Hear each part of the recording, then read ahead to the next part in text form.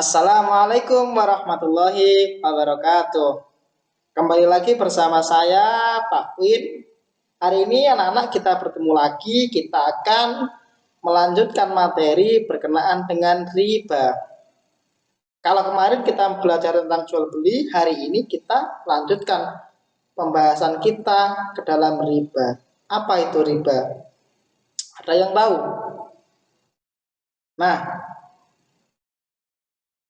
saya jelaskan dulu. Riba adalah secara bahasa berarti bertambah. Adapun secara istilah adalah menukar barang tertentu yang ketika terjadi transaksi tetapi tidak diketahui kesetaraannya secara syariat atau tidak ada penerimaan barang dari kedua belah pihak atau dari salah satunya. Contohnya, saya menukar kipas angin dengan si A, tetapi pada waktu perjanjian si A mau menukarnya dengan buku. Dengan buku. Pada prakteknya saya tidak menerima buku, tapi saya sudah memberikan kipas angin saya. Ini adalah transaksi riba, ada unsur penipuan. Nah, di dalam Al-Qur'an Allah Subhanahu wa taala berfirman di dalam surat Al-Baqarah ayat 275 yang berbunyi A'udzubillahi minasyaitonirrajim. Bismillahirrahmanirrahim. Innamal bai'u mithlur riba wa halallahu bai'a wa harramar riba. Sesungguhnya jual beli itu menyerupai riba, maka hati-hati Anda jika melakukan proses transaksi. Wa halallahu bai'a wa harramar riba, dan Allah itu menghalalkan jual beli dan mengharamkan riba. Kenapa? Karena alasan paling sederhana dan paling logikanya adalah akan menimbulkan kerugian dari salah satu pihak yang melakukan transaksi tersebut. Tentu ini tidak diperbolehkan dalam agama, karena agama itu menjunjung tinggi prinsip yang namanya hifdzul mal dan maqasidus syariah yang lainnya. Kemudian ada hadis Nabi, Bismillahirrahmanirrahim, la'anallahu akilir riba wa muwakkilihi wa katibihi wa syahidaihi. Allah melaknat orang yang memakan barang riba, wa muwakkilihi, dan orang yang mewakilinya, wa katibihi, dan orang yang mencatat perkara riba, wa syahidaihi, dan dua orang yang bersaksi. Kenapa kok melaknat? Karena memang banyak sekali unsur-unsur penipuan, unsur-unsur yang merugikan, unsur-unsur kecurangan. Maka kita harus hati-hati sebagai orang Islam, sebagai orang yang terpelajar harus menjauhi perkara riba. Nah, praktek riba itu terkadang tidak kita sadari akan terjadi begitu saja tanpa kita tahu bagaimana sebenarnya klausul riba itu terjadi. Yang pertama, riba terjadi jika terjadi pada ilat riba. Nah, di dalam fikih ini yang paling banyak adalah berkenaan dengan makanan atau dan alat pembayaran. Makanan, satu bungkus nasi goreng ditukar dengan satu bungkus sosis dengan masing-masing beratnya 0,3 kg misalkan. Nah, ini tentu berbeda berat sosis dan dengan berat makanan nasi bungkusan, karena perlu dipertimbangkan unsur kesetaraan, unsur nilai, dan unsur harga. Yang kedua, tidak setara secara ukuran syariat. Apa? Misalnya, menukar beras 1 kilo dengan menukar jagung sebesar atau seberat 1 kilo. Ini tidak sama dalam ukuran syariat. Dalam nilai ekonomi tentu berbeda. Beras 1 kilo harganya bisa 10.000, sementara jagung mungkin hanya di angka 7.000 atau 6.000, dan ini tidak boleh. Kenapa? Karena sama-sama 1 kilo tetapi nilainya tidak sama, harganya berbeda, timbangannya sama, harganya berbeda. Ini juga praktek riba, maka hati-hati ya, hati-hati. Yang ketiga, tidak ada penerimaan barang. Paham ya semuanya? Apakah masih ada ketidakjelasan atau tidak paham? Baik, kalau tidak paham bisa ditanyakan di sesi akhir, kita diskusi bersama. Saya lanjutkan materi berkenaan dengan macam-macam riba. Riba itu ada 4 macam-macamnya. Yang pertama ada riba fadl, yang kedua ada riba yat, yang ketiga ada riba nasiah, yang keempat ada riba qor atau qordu. Riba fadl adalah transaksi barang ribawi dengan barang sejenis yang tidak setara secara ukuran syariat, baik dalam takaran ataupun timbangannya.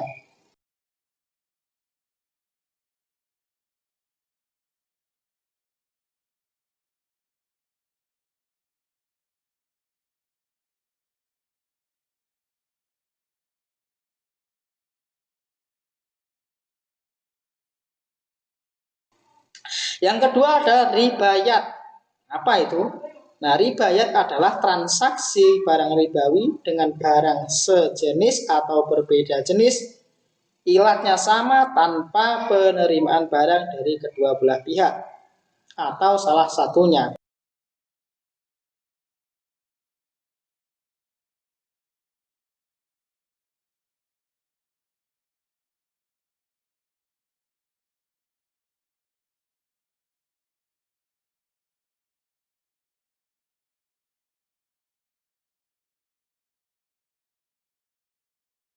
Yang ketiga ada riba nasiah. Riba nasiah adalah transaksi barang ribawi dengan barang sejenis atau berbeda jenis dengan menyebutkan tempo.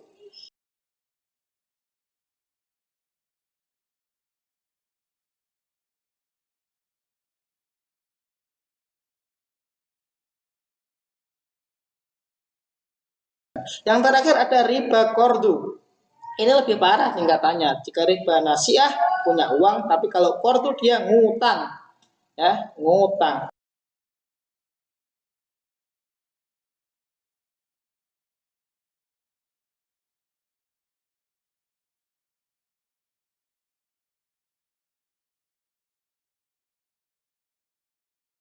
Selanjutnya ada materi tentang syarat sah transaksi jual beli barang ribawi. Syarat sah ini jika terpenuhi maka unsur riba tidak ada atau dihapuskan. Nah, yang pertama jika barang ribawi ilatnya sama tapi beda jenis, maka disyaratkan ada 2, takobut dan hulul atau kontan serah terima. Misalnya sebungkus nasi beras putih kemudian ditukar dengan sebungkus nasi goreng, sama-sama ilatnya makanan tapi beda jenis, nasi putih sama nasi goreng. Nah, syaratnya harus serah terima dan hulul secara kontan. Yang kedua, jika barang ribawi sama jenis maka disyaratkan takobut, kontan, mumasalah. Misalkan penukar anggur merah ditukar dengan anggur merah, tetapi penukarannya terjadi karena anggur merah yang satu setengah mateng, yang satu lagi sudah mateng, kemudian ditukar. Maka harus ada 3 syarat: serah terima, fulul, kontan, dan setara secara timbangan. Yang ketiga, jika barang ribawi berbeda ilat maka tidak disyaratkan apapun. Misalnya menukar emas ditukar dengan beras, hal ini sangat berbeda jauh. Emas 1 kilonya orang tidak bisa membeli, tetapi beras 1 kilo bisa dibeli dengan harga 10.000 misalnya. Nah, jika transaksi yang berbeda jenis dan jauh secara nilai atau secara kuantitas dan kualitas, maka mutlak hukumnya riba dan tidak boleh. Nah, yang keempat, jika barang ribawi sama jenis tapi berbeda macam, maka disyaratkan takobut, hulul, dan mumasalah, sama dengan syarat jual beli barang ribawi yang kedua tadi. Yang selanjutnya setelah kita membahas syarat sah transaksi jual beli, lalu apa dan bagaimana transaksi yang mengandung unsur riba tersebut? Mari kita Simak penjelasan berikut ini. Yang pertama, misalnya menjual barang dengan harga normal dan menjadikan harga barang lebih tinggi daripada harga biasa jika dibeli secara kredit atau tidak cash. Saya sudah terangkan di awal tadi. Yang kedua, transaksi utang piutang kepada seorang buruh dengan persyaratan memperkerjakannya dengan memberikan upah yang lebih murah dari harga biasanya.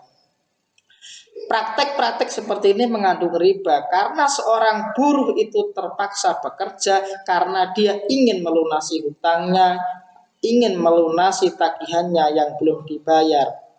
Jika dia buruh dengan tanpa menyandang utang atau tagihan, satu hari bisa digaji 70.000, tetapi ketika dia menjadi buruh gajinya satu hari diberikan cuma 40.000.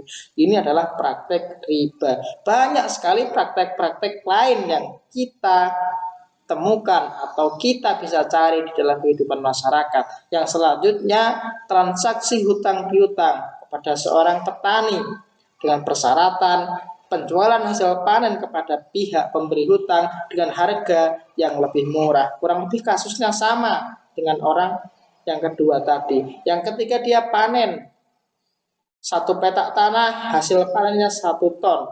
Idealnya dia bisa memiliki uang dari hasil panen sebesar 3 juta sampai 4 juta. Tetapi karena dia punya hutang kepada pemberi hutang, terpaksa dia harus membayar atau menjual hasil panennya kepada si pemberi utang dengan harga yang lebih murah, dengan kisaran 2,5 juta. Ini adalah contoh transaksi barang ribawi. Apakah ada contoh yang lain? Tentu sangat banyak. Tentu sangat banyak. Nanti di tugas setelah mata pelajaran ini atau setelah pertemuan kali ini, adik-adik bisa mencari contoh-contoh real praktek riba di masyarakat. Riba itu dilarang di dalam agama karena ada hikmah diharamkan riba.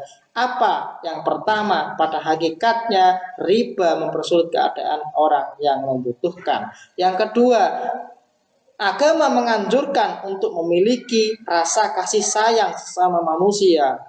Yang ketiga, praktek riba akan menghilangkan kebiasaan tolong-menolong antar sesama manusia. Jika kita menolong atas dasar pamrih atau atas dasar ingin dibalas budi kemudian hari, maka tidak ikhlas, dan ini adalah salah satu faktor yang menyebabkan riba itu terjadi. Yang keempat, akan menimbulkan kesempatan memanfaatkan orang yang miskin dari pihak yang kaya, dan manfaat selanjutnya adalah mengandung praktek mengambil harta orang lain tanpa imbalan yang sebanding. Itulah hikmah diharamkan riba. Adik-adik kelas 11 MA Ibadur Rahman yang sangat antusias kali ini di mata pelajaran fikih dengan tema riba. Apabila ada hal-hal yang perlu dipertanyakan atau ketidakjelasan, silahkan ditanyakan setelah ini. Untuk itu, silahkan sekarang semuanya membentuk kelompok berdiskusi masing-masing, dan nanti jika masih ada yang kurang jelas bisa dipertanyakan.